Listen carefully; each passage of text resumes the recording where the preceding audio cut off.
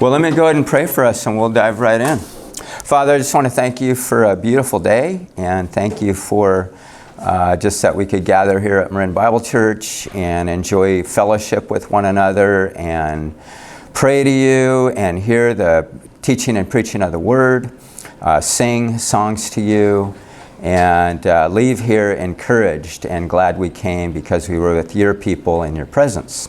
So as we discuss morality and moral absolutes, help us to remember some of the salient points so that we can use those as we share the good news with others, and try to articulate a Christian worldview in a world where in some cases people are hostile to it, but in some cases people are just ignorant of it.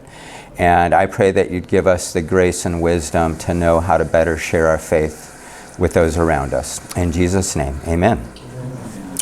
Okay, so 4-page outline today. I'm trying to keep it to 4 pages. That seems to be a good number to have about an hour of content as we're going through this. And we're in chapter 9, so I think we have 2 more chapters left. And then we'll be able to move on to the next book, which is going to be The Bondage Breaker by Neil Anderson. So if you don't have that, I think we already ordered them. You can get it at our bookstore here in the lobby.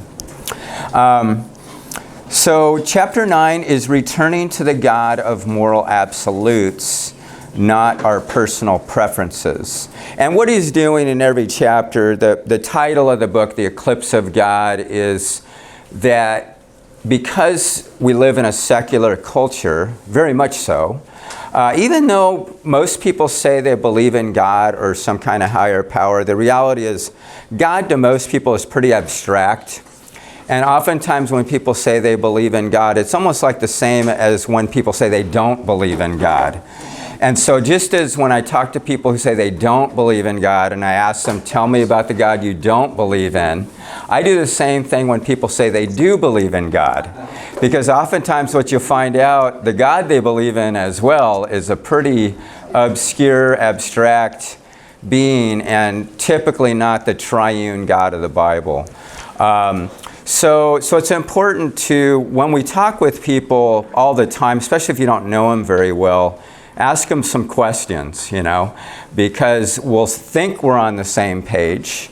It's like talking to a Mormon. They'll talk to you all day about Jesus, but their definition of Jesus and who they think Jesus is radically different than us. Same things with Jehovah's Witnesses. And if you're talking to a Catholic, you got to make sure you iron out the works thing. Because, again, for most Catholics, they don't really get that. They don't get grace.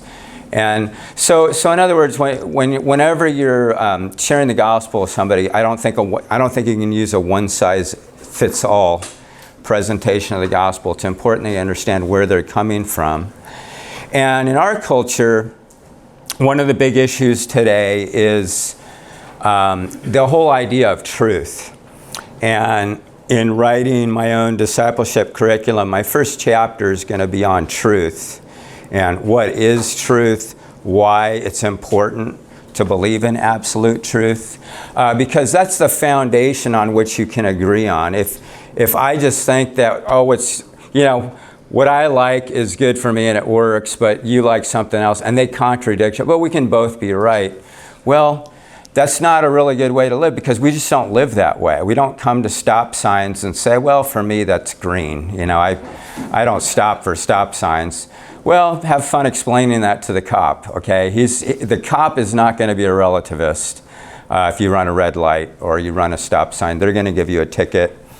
But for some reason, we jump off the bandwagon when it comes to religion, that we can just believe whatever we want, and we can believe contradictory beliefs, and we can both be okay. And so it's important that we explain that to people, that we illustrate that to people, because unfortunately, that's what a lot of people believe. They just, you can believe whatever you want, and that's okay. But if it's not true, if what you're believing isn't true, I could believe that the tooth fairy died for my sins, but there's not great evidence for that. As a matter of fact, I don't think there's any evidence for that, But for me to believe that and stake my life on that would be pretty foolish. So again, when we're talking with people about ethics, it's the same thing. That you have to have a rationale behind what you believe and why you believe it. So C.S. Lewis, at the top of the page there on page 1. If you're watching on video, 4-page outline in the description section there for you, so you could follow along. But without God, everything is permissible. That's a famous saying from Dostoevsky, I think. But C.S. Lewis, who was an Oxford scholar and a one-time atheist, eventually became a Christian. And he's considered one of the most influential Christian writers of the 20th century. And in part, the change began when he realized that my argument against God was that the universe seemed so cruel and unjust. But how had I got this idea of just and unjust? A man does not call a line crooked unless he has some idea of a straight line. And that's from Mere Christianity. And again, if you haven't read Mere Christianity, I highly recommend it. I think it's one of the most important books you can read to understand the moral argument for the existence of God. And in Lewis's case, that's pretty much what started his journey on trying to resist the truth, but it was so compelling he couldn't do it. And he called himself, when he became a Christian, the most reluctant convert in all of England. And there's actually a movie. You can watch the movie. I think Amazon Prime has it, The Most Reluctant Convert, about his conversion story. But again, his book, Mere Christianity, has tons of analogies like this that point to the fact that if anybody has moral standards, where does that come from? And does it come from outside themselves, or is it just a private belief that they have, that I like, but the point is it true? And where does that come from? So for Christians, our ultimate authority of everything is God himself. And so we have sexual ethics based on what God's design is. We believe that man is male and female because God made us that way and designed us to function as two different sexes, male and female. Is there any other way? No.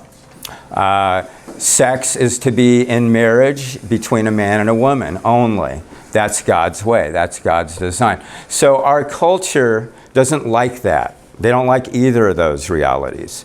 So they're, and they keep pushing for more. They're pushing for, you can be married to 2 people, 3 people. You could be married to your dog or your cat or a tree or, they're pushing constantly all these things that I can have whatever I want. But again, where does that come from? Where do you get your standards? And ultimately, what that comes from is whoever has power. And politicians love it because they can maximize through their laws or whatever they want to push. That's what they push for elections, and then they get elected oftentimes based on a morality that's diametrically opposed to what the Bible teaches, and that's where we find ourselves today. So next point there, Lewis's point is that a moral standard or law implies that there is a moral lawgiver. And this is what the Apostle Paul meant when he said, the truth about God is known to them instinctively. So can we find answers to questions about morality by reason alone? Lutzer shows in this chapter that moral sanity cannot exist without an appeal to an objective standard that is ultimately a reflection of God. When God is eclipsed and darkness is normalized, the words of Fyodor Dostoevsky are proven true. This is from the Brothers Karamazov, that without God and the future life, it means everything is permitted now. One can do anything. And so and that's where we find ourselves. That if you have no God, it's just who makes the laws and who's the most powerful group that can enforce those. And they don't care what the Bible says. They don't care what God thinks about it, because by and large they don't believe there is a God. Frank Turek said that the existence of evil actually establishes the existence of God in his book, Stealing from God, Why Atheists Need God to Make Their Case. And in that book, Frank Turek, who co-authored a book called I Don't Have Enough Faith to Be an Atheist with Norm Geisler, which is one of the best apologetic books you can read. And they did seminars all over the country by that title, If There's a God, or I Don't Have Enough Faith to Be an Atheist. And they debated atheists on their views. And again, because of fine-tuning and all the scientific arguments and everything, the data is so compelling that there's a designer. But Frank Turek, his book that he wrote after that, which he just wrote a few years ago, is called Stealing from God, Why Atheists Need God to Make Their Case. And what he does in that whole book is he makes the case that evil, and he really makes a good case for this, he makes a really good case that the problem of evil is a much bigger problem for atheists. And that they actually have to borrow capital from God. It's sort of like, I remember, I think I told you about this, that I followed a guy who had a Bernie Sanders sticker on his Tesla. And I followed him, and he pulled into I think he pulled into Trader Joe's. And I got out, and I was trying not to, poor guy, he probably thought I was stalking him or something, I don't know. But all I wanted to know is, why in the world would you vote for Bernie Sanders? And I was nice about it. I just asked him. I said, I'm thinking about who I'm going to vote for. Why are you in particular voting for Bernie Sanders? And he got mad. He immediately got mad, defensive, didn't tell me why, nothing. And I just sort of threw it out there. I said, it's interesting to me that you're driving a Tesla, which I personally can't afford. And I've been in a lot of countries like Venezuela and Argentina and Cuba that are socialist and have the same philosophy that Bernie Sanders has. You don't see anybody driving nice cars there unless they're in the government or have the 1% of that country, and everybody else is poor. So I'm just curious, what makes you think that Bernie Sanders would do a better job than those countries?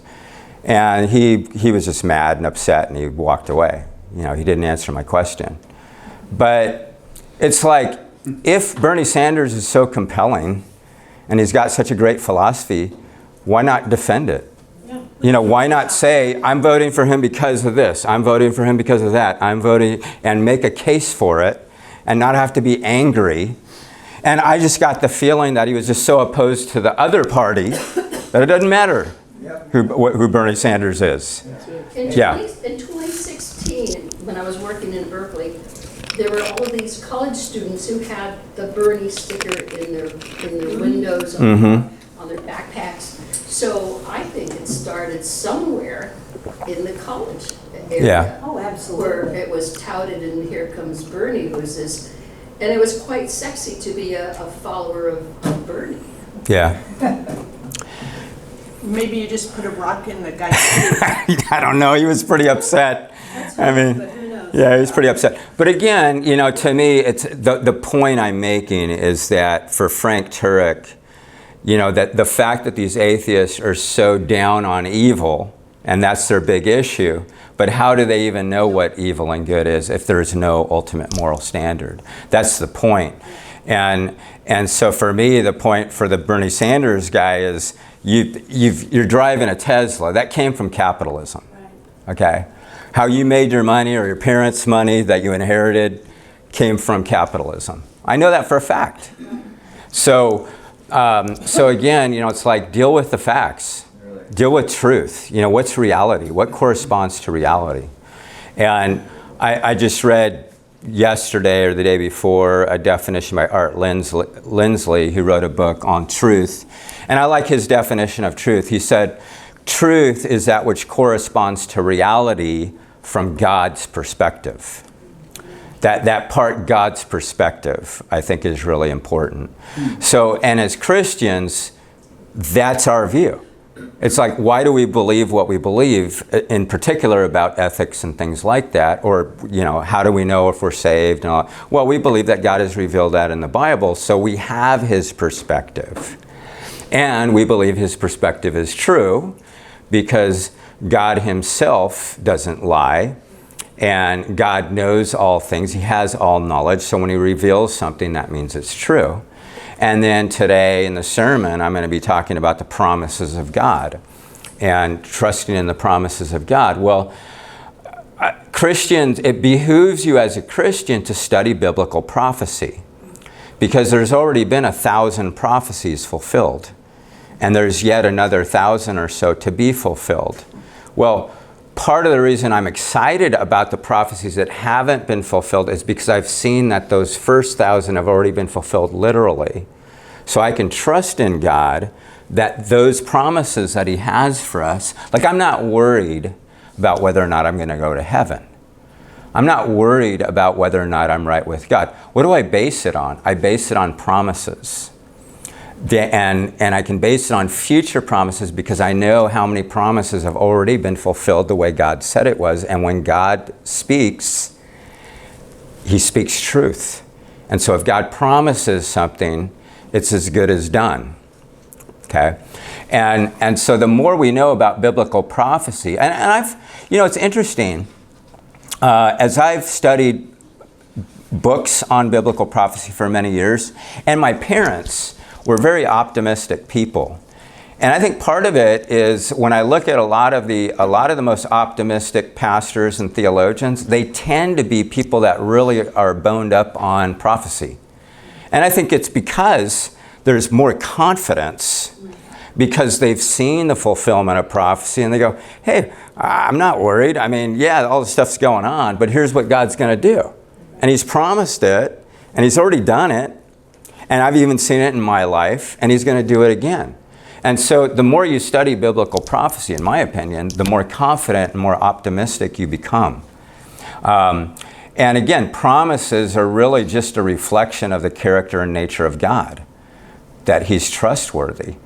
Because when I go to a car lot, my antenna's up. When the guy comes up and with a big smile and says, have I got a car for you? It's like I'm going, yeah, right. How much commission's the guy going to get on this lemon? Again, I'm not like full of trust and hope when I go to buy a car. But when I know that, like when Jesus says, I've gone to prepare a place for you, I have a place, and he's done that. And he said, not only did I prepare for you, I'm coming to get you, and I'm going to take you there. Well, I believe that as much as I believe I'm seeing you right now and talking to you. That's as real to me as this is right now. Because it's Jesus talking.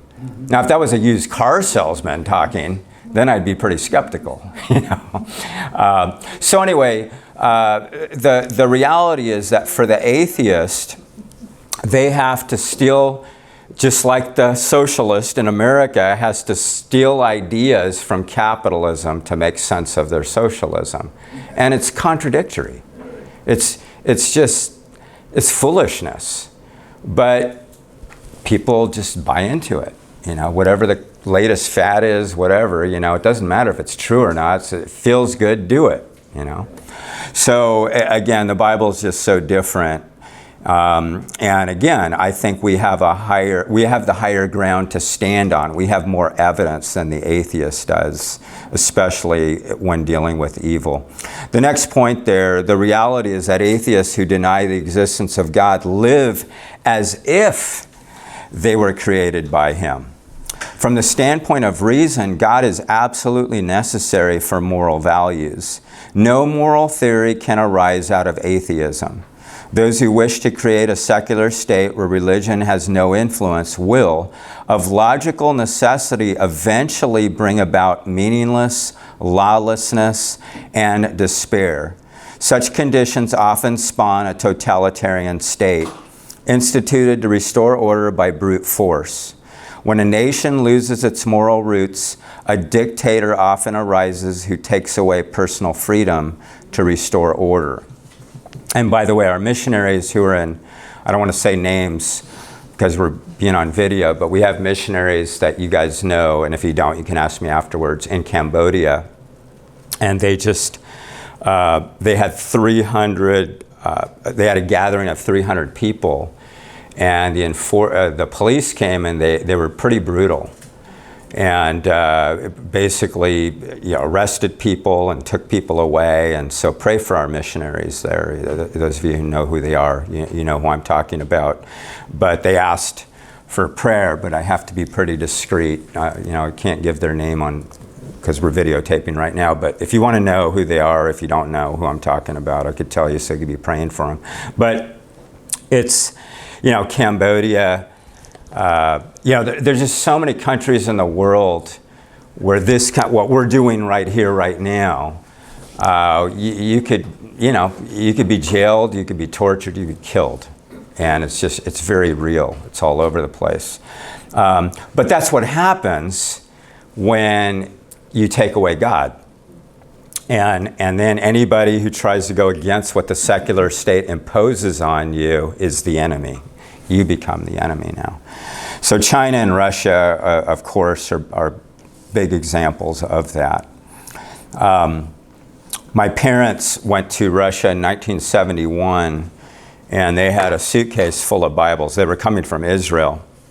And there was a group of that big group about 30 people, but they actually had several suitcases full of Bibles, which were illegal to take into Russia at the time. And so they stopped them at the security. The police they opened it up, they looked at it, and they waved them on through. And everybody in the group was like blown away because they opened up all the suitcases, they looked, they could have been arrested, whatever. And they let them through. And when they got in, and the connection they had to be able to give away these Bibles said that was a miracle. They said, we've had people come and they've been arrested and they've taken the Bibles away, and we had to figure out how we were going to get them out of jail. And we still know people that are in jail that have come from the United States, that have come from England, whatever, to bring Bibles. And so that was just a miracle. And so anyway, but that's the kind of thing that happens with atheists who enforce the rules. So morality is a child of religion. If, like the prodigal son, it leaves home without its parents, it will end up in the swamp of moral bankruptcy. To think we can have morality without God is like believing we can have trees without roots or fish without water. And I think those are good analogies. In the February 1977 issue of Humanist magazine, Will Durant, have any of you read his works on history? He wrote the most complete history of the world in, I don't know, it's like 15 volumes. I have them. My dad had them in my office here, actually, but they're these monster books. They're all over 1,000 pages, but he spent his whole life writing those books. But he was I think he was more of an agnostic. He was, when he writes on that stuff, he's just sort of agnostic about it. But it's a pretty good history. But he wrote this, that we shall find it no easy task to mold a natural ethic strong enough to maintain moral restraint and social order without the support of supernatural consolations, hopes, and fears. There is no significant example in history before our time of a society successfully maintaining moral life without the aid of religion. Durant underestimated the problem. It is not merely difficult to have morality without religion, it's impossible. But I think it is interesting that he wrote the most writing on history in the 20th century as a historian, a very well-known historian. He won all kinds of awards for that series, but for him to say that I've studied all of world history up to the 20th century, and if there's no religion, if there's no backing from religion, the society crumbles. And that's true. It's just, you can't argue with it. That's history. And that's why it's important to know history. Yeah. And that's one of the reasons why Marxists love to revise history. You know, Marxists, BLM, you know, all those movements, their number one agenda is to revise history. Paul has not God made foolish the wisdom of the world.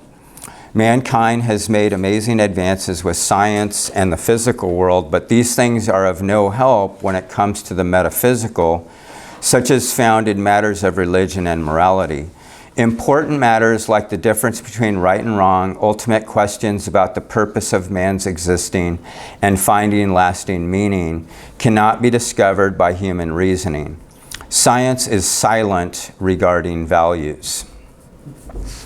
And that's one of the problems in our country is science is up here, but they don't really address morality. Or if they speak on morality, I mean, it's no different than anybody else speaking on it because they're not experts on morality. They're scientists. They're studying the material matter. I'm reading a book right now that's very interesting.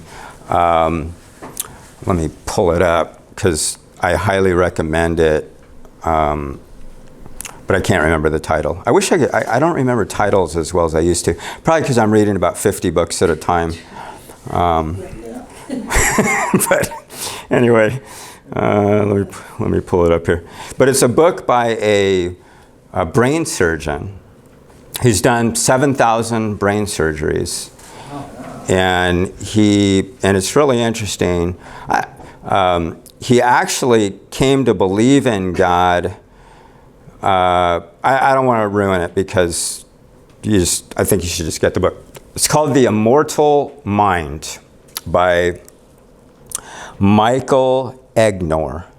Michael Egnor, E-G-N-O-R, The Immortal Mind. And the subtitle of The Immortal Mind is A Neurosurgeon's Case for the Existence of the Soul. But it's really interesting. He was one of the first surgeons to cut the brain in half. And I can't remember the name for the process, but they literally, go in there and cut the brain in half, detach there's millions of attachments. They cut the thing in half. They don't know what's going to happen. But they do this for people that have epilepsy. And what they've been able to do, well, they're doing this, but one of the things they're doing is trying to help these people with epilepsy. But the other thing they're trying to do is they're trying to gauge whether or not man has a soul or is just material. And so some of these neurosurgeons are materialists. They believe that there's no distinction between the brain and the mind, and just our thoughts and everything is just material. It's just firing, things running into each other and whatever. So the vast majority of neurosurgeons in recent years are atheists or agnostics, but there's a growing trend because of the studies that are being done that there is a distinction between the mind and the brain. And one of the things that they found out in this book, what he says in this book, is one of the first people that had this surgery that he performed. They did an evaluation and testing afterwards, and what they found is even after separating two parts of the brain, pulling it apart, so you got a brain split in half, and then they put it back together, and then afterwards they do testing. And what they found is that there's certain things that they wanted to see if it would mix everything up. Like how's this person going to respond? How are they, so what's 2 + 2? 4. They asked them any question about anything and they could answer it. However, when it came to visual things, they were confused. But that wasn't a mind problem, it was an eye problem. It was something that was connected with the brain and eyesight, but it didn't have anything to do with the mind. So the mind was perfect. And so this for him led to him becoming a Christian. And he started realizing through brain surgery and through 7,000 brain surgeries, he's convinced that there is that the brain isn't just matter, that there is a mind beyond the brain. And he's convinced that the soul is real. But very interesting. But so far as I'm reading the book, he just gives all these illustrations from brain surgery and patients that have had brain surgery, and then testing they've done to show that there is a distinction between the mind and the brain. Really interesting stuff. And I think this is one of the most important apologetic defenses we have for the faith. Because if you improve the existence of the soul, that's huge. And through neuroscience, I think they're gaining great ground on this. It's a pretty amazing thing.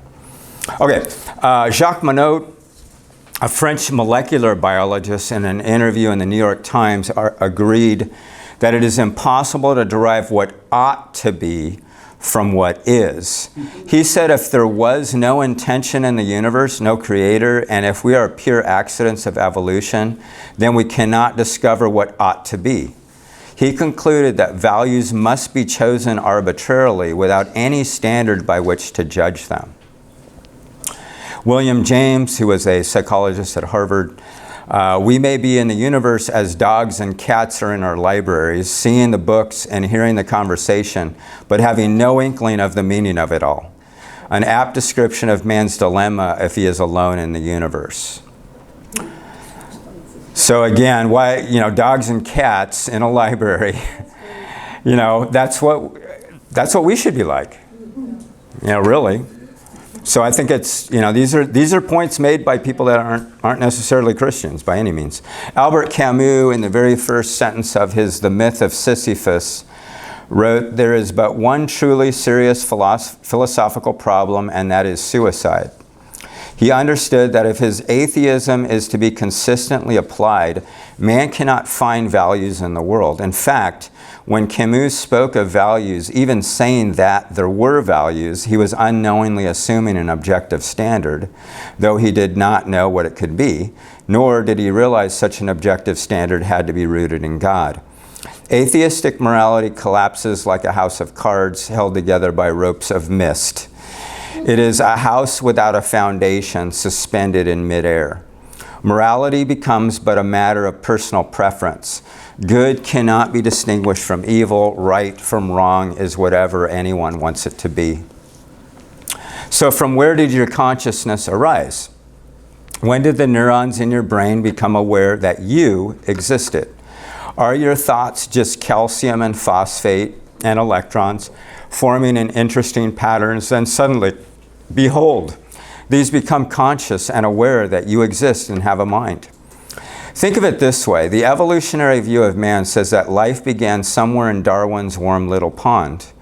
The atoms randomly assembled themselves into a complex pattern, and suddenly, living cell appeared.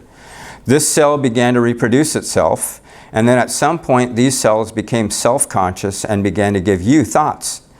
But if this is true, if evolution is right, we're forced to conclude that matter can actually think. Okay, again, absurd. So if matter can think, we have a difficulty because we don't control the physical and chemical laws pertaining to matter. We have no control over our thoughts. In a purely naturalistic world, what arises in our thoughts depends on the chemical reactions of the neurons of calcium and phosphate in our brain. And because we can't say that one combination of chemical reactions is more ethical or moral than another, we have to conclude that all thoughts are morally neutral. Whatever is, is. Evolutionists are caught in a dilemma. If ideas are reduced to special combinations of atoms, as is necessary in the evolutionary worldview, and because those atoms are out of our control, our thoughts are predetermined by natural law, and then obviously we are not moral beings. Atheist Pierre Cabanis put it this way: the brain secretes thought as the liver secretes bile. We can't control our thoughts either. They are determined for us by the laws of physics and chemistry. Neurons do whatever neurons do without asking our permission. If you have followed the argument this far, you can see that if we are the result of the haphazard forces of nature, we cannot even trust our ability to reason. If Darwinism is true, there is no way of establishing its plausibility. In a chance universe, logic and reason must be ruled out. That sort of does make sense of our politicians, though. Yeah. There's not a lot of logic and reason there. So someone may object, can't the humanists argue for morality simply on the basis that we should do whatever is best for humanity? We have already shown that if our thoughts are merely combinations of atoms, the words best and value simply do not apply. It's like saying there are 10 hours in a mile, or a tree has a phlegmatic personality, or the choir music was orange. For the humanists, the conclusion is that whatever is, just is. When humanists attempt to destroy belief in God, they cannot do so without destroying themselves. They may champion human rights and speak of the need for morality, but their philosophy has no metaphysical basis to sustain such values. They are planting their feet on a free-floating illusion. They are assuming the existence of a moral standard that could not have arisen out of atheism. They are like a fish swimming in an ocean, arguing that water does not exist. Okay, Ludwig Wittgenstein admitted that if we really want to know right from wrong, we need this information to come from outside the universe. He wrote, if a man could write such a book on ethics, which was a book on ethics, this book would, with an explosion, destroy all the other books in the world. Ethics, if it is anything, is supernatural. Unfortunately for Wittgenstein, he did not believe that such a book existed. However, we have good news. The Bible is that book. The Bible tells the truth about ourselves, our world, and what we need to do to experience divine redemption. To be created in the image of God, Genesis 1:27, means we were made with a conscience and an internal rudimentary knowledge of God. This means that although we are physical beings with a body, we are a soul or a spirit. Exactly how the spirit, or we could use the word mind, influences the brain is not known. The two connect in ways beyond our ability to understand. But this must be said, we can be held accountable for our actions because our minds or spirits are not subject to the inflexible scientific laws of impersonal neurons and chemical reactions. You know, I just find it so sufferable, like just so hard that they just fight so hard to deny truth and not want it when it's so easy to read the Bible and see the truth and believe the truth and be changed by the truth and live your life in a pleasant way. Right. It's just... Well, what everybody says, like even this neurosurgeon said, as I look back on my life, what kept me from believing in God was pride. That's it. And you'll find that with everybody. Anybody who's an adult and has developed a career in science or philosophy or medicine or whatever, and they become a Christian, I've read hundreds of testimonies by these people. Every single one of them says the same thing. The bottom line was my pride was keeping me from humbling myself to believe that I needed God in my life. But what happens with most of them is they have something happen in their life that's tragic or whatever, and they're, they for the first time they look up and not within, and they realize, man, I don't know all the answers. I don't have it all together. This actually makes pretty good sense. But it's not usually till the backside of things that they realize, man, I'm the one that got in the way. God was there all along, but it was my ego, it was my pride, Yeah, so, but that's what you see. I mean, and that's why it's hard for a lot of these people to just argue. They can't argue their case. What they do is they attack you. It's ad hominem. It's like, you're an idiot, or you're a fool, or, that's what you believe is, ancient, whatever. But yeah, it is ancient. But if it's true, so what? That's the issue, is, okay, what's your compelling case to give me that what you believe is true, objectively true, for everyone? I think I can make that case. But can you make that case? But yeah, ultimately it comes down to pride, I think. That's why pride, I think it's true that pride is, I think every sin, it doesn't matter what sin it is, starts with pride. Because basically they're saying, I know more than you, God.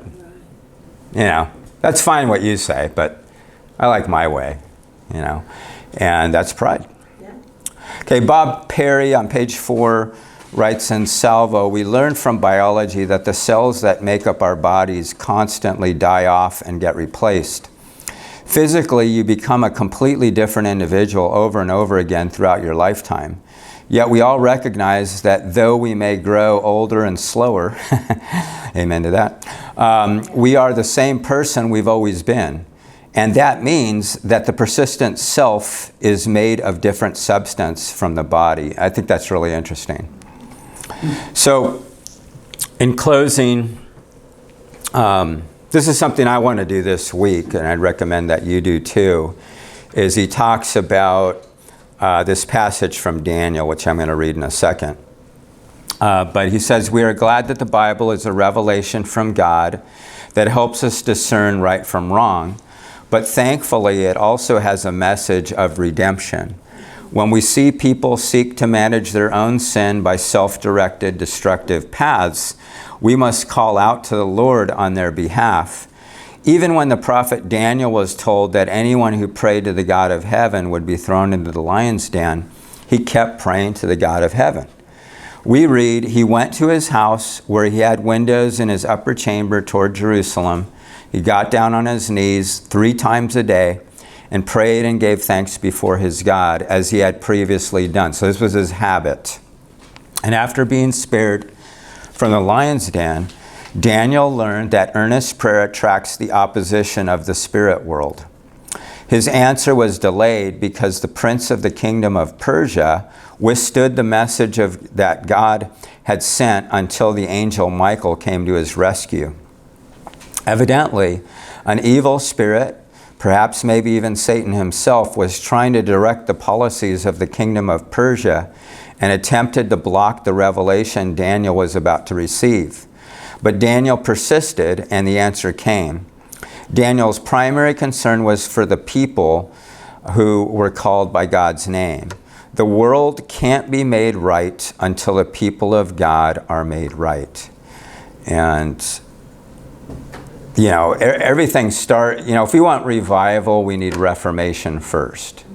You know, we have to, it has to start with us. You know, if we want our culture, I was at, Dana and I were in Tennessee this week, and churches everywhere. Every restaurant we went to, we saw people praying. I mean, it's like, we're not in, we're not in Kansas anymore. We're not in Marin anymore. I mean, every restaurant we went to, we saw families, we saw couples holding hands, praying. And talking about church. Every single restaurant we were in. And loudly. I mean, every restaurant I wanted to stay because they were talking theology behind me in the breakfast place. And I was like, oh man, I'd like to get in on this conversation, but we had to get somewhere. But it was just like so different.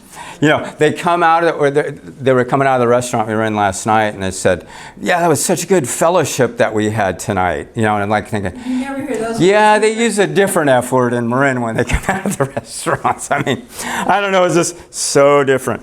But again, the reality though is that, as for us as a church, we got to be light in the darkness. We got to be, we need to be more attractive than the darkness to the people around us. And there's no plan B. But a big part of that is us getting our joy, our delight, our satisfaction from the Lord and from each other. And that people are going to be attracted to that if that's the case. And to be bold enough Yeah. to talk about the Lord Right. everywhere, pray, Yeah. do the things that we should be doing and not to shirk away. And I just felt like we live in Sodom. Yeah. and we're in this glorious kingdom over here. It Yeah. was like so clear to me, the impression here and how free they were to worship, to speak of the Lord, and have joy in the Lord. We just need to do that. Yeah. So his idea, and I'd encourage you guys to do this week, is he said, recently I read Daniel's prayer each day for a week, substituting the church and America in the references to the nation of Israel found in Daniel 9, 3-19. So go ahead and turn there as I finish reading this. I want to close reading that.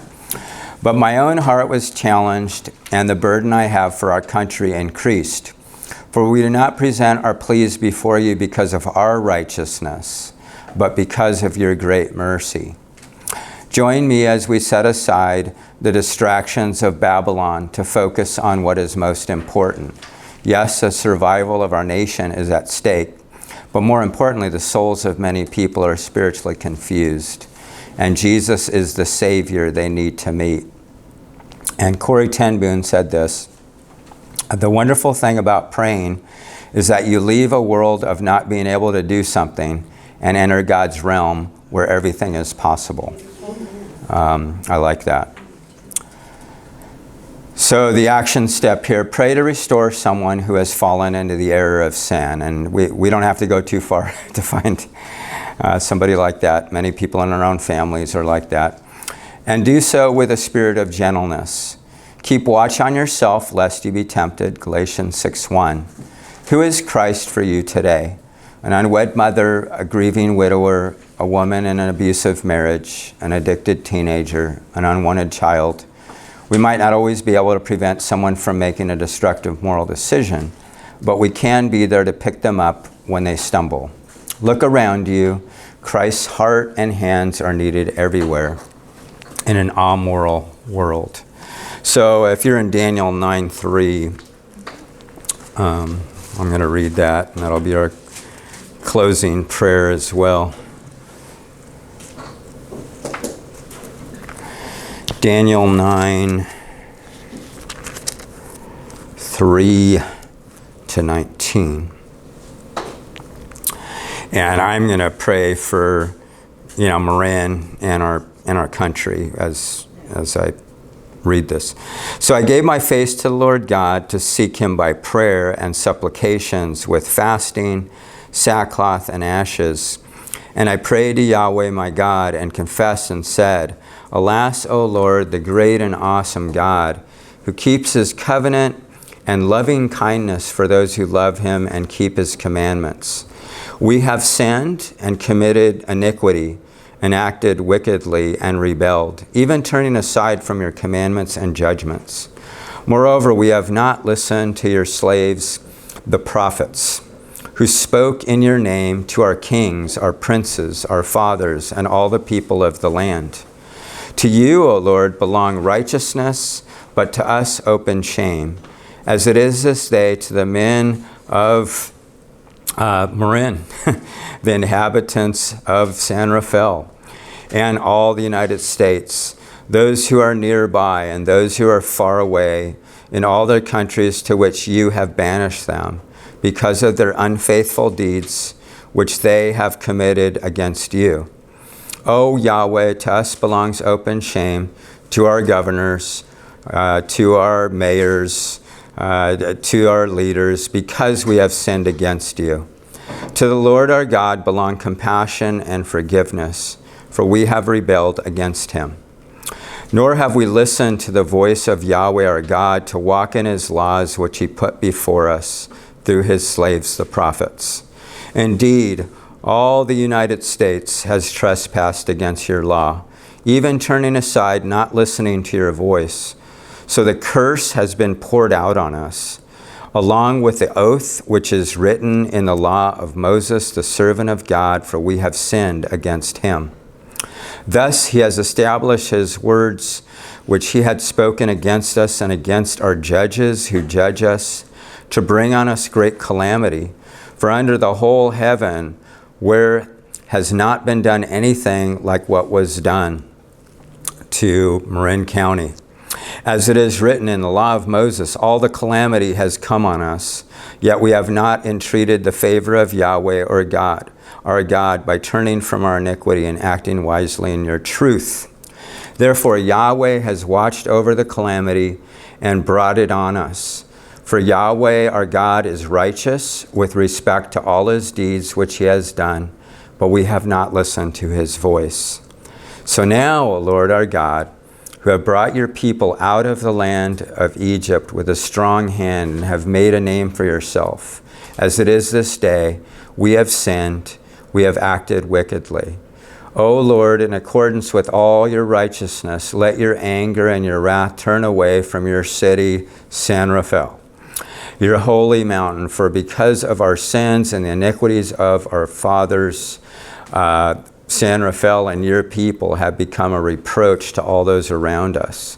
So now, our God, listen to the prayer of your slave and to his supplications, and for your sake, O Lord, let your face shine on your desolate sanctuary. O my God, incline your ear and listen. Open your eyes and see our desolations and the city which is called by your name. For we're not presenting our supplications before you on account of any righteousness of our own, but on account of your abundant compassion. O Lord, listen. O Lord, forgive. O Lord, give heed and take action. For your own sake, O my God, do not delay, because your city and your people are called by your name. So great prayer of Daniel. So I'll be praying that every morning this week. I hope you'll join me. All right. Any questions before we call it a day? Or comments? Yeah. If the naturalists think that everything's from nature, why are we all so different? Why are none of us just alike? I mean, in our thoughts and... Yeah, that's a good point. Yeah, that's true. Yeah, because you look at animals and they're pretty much alike. I mean, obviously dogs and cats, sometimes they have a little bit, but you pretty much know if you're watching a cat. I mean, we've had, how many cats have we had? Over 50. Yeah, we've had over 50 cats. And cats, by and large, I mean, they've had different personalities, different names and whatever, but cats all lick themselves. Cats sleep a lot. Cats will play with things when you dang. I mean, in general, cats are very similar. But you're right. People, on the other hand, can be very different. And yeah, why would that be? Why would that be the case? Yeah. Mm-hmm. Yeah. No, it's true. Yeah. No, good point. Yeah. I mean, just all our kids, they're from the same Right, people. right. And they're all Yeah. different. Right? Yeah, boy, that's a good one. Yeah. No, that's true. Yeah. Oh, two things. Had a long ride back from Carmel with a Buddhist, and I did my best. But one thing I asked him, does he know any scripture? Because he was a real spiritual guy kind of thing. Is there another religious book that deals in prophecy? And he really wrestled with that. Yeah. The only thing he'd come up with is that, certain gurus can kind of, like a soothsayer can maybe say something that you're going to happen. Maybe it does, maybe it doesn't. So he had no concept of the historical nature of the Bible. And I think maybe you had said that the Bible's the only book that deals with prophecy. Yeah, and it's very specific. It's not vague, because there are some vague prophecies in various books and various gurus and what have you. But again, in the Bible, if you prophesied something and it didn't come true, you were to be stoned to death. Yeah. So the stakes are pretty high. In other words, it's like truth matters. Like it's not a vague relativistic prophecy. No, it's a specific, very, and that's why I think truth is so important. And for Christians to know what they believe and why they believe it. But again, I'm a Christian. If anybody asks me, why are you a Christian? The number one thing I focus on right away is because it's true. Because what I'm basing my beliefs on, I think are defensible. I think there's a compelling case to be made for Christianity, historically, scientifically, with archaeology, with divine revelation, with evaluating, on and on. I mean, there's literally hundreds of reasons why I'm a Christian. And that's why science came out of theology. Right.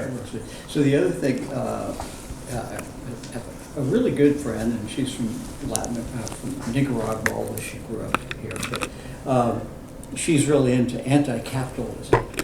And I did a text back, and this occurred to me. We defeated Germany, Italy, Japan, utterly defeated them in World War II. And now they're thriving. So we defeated their systems. And And now that they are capitalistic, you know, Right. they've thrived. Right. And if it was wrong, if they had a better answer, it's Right. kind of history. you know. Yeah. History vindicates Right. what we're doing. With each of those systems, we built them up. We wiped Well, them out, that's and true. then we went in and we built them up. Yeah, but the And then Marshall, they spun off from that onto more yeah, capitalism. Europe was a total mess. And I think it was Marshall, the Marshall Plan, and they asked him, what's the answer? He said, one word, freedom. Turn the people free to make businesses and you know, negotiate and whatever. So it's the free market. But Reagan said the free market will solve every economic problem. Yeah, that's right.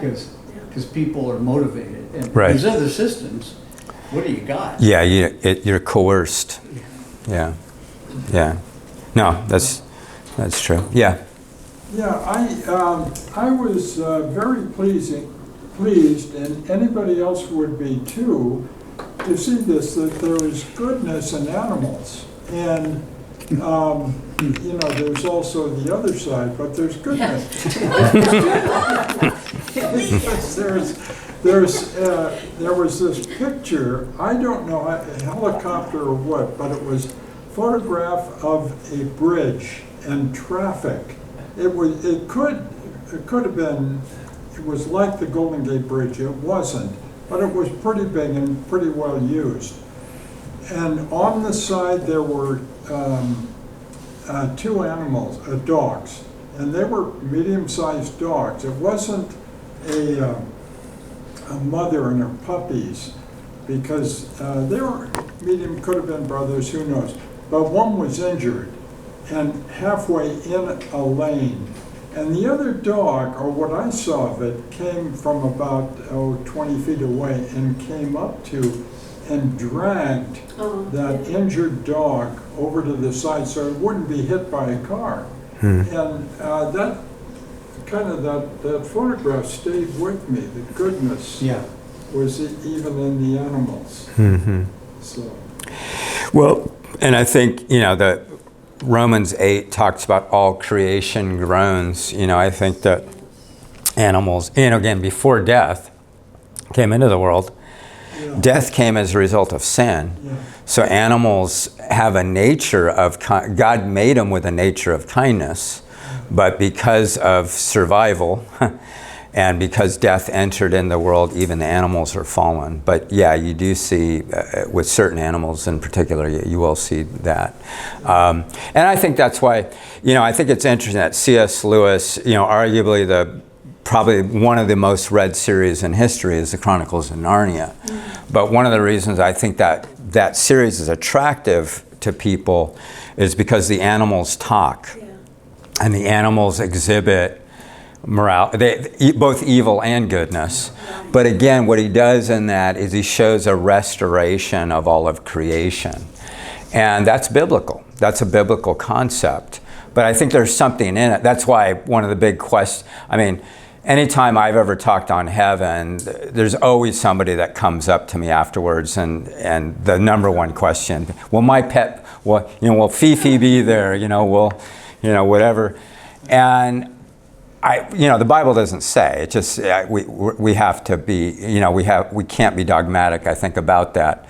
But I do think I lean towards that God is amazingly gracious and kind, and it wouldn't surprise me too much if our 50 cats are there, waiting for us. And I don't have to, hopefully money won't be an object in heaven. We can feed them all, but yeah. Pretty cool. But I'm gonna have new cats. I'm gonna have a tiger and a cheetah and a leopard, and I'm gonna have all kinds of cats and have that dogs. before. And You can have probably that have my own zoo, I guess. In Yeah. Florida, you can have anything.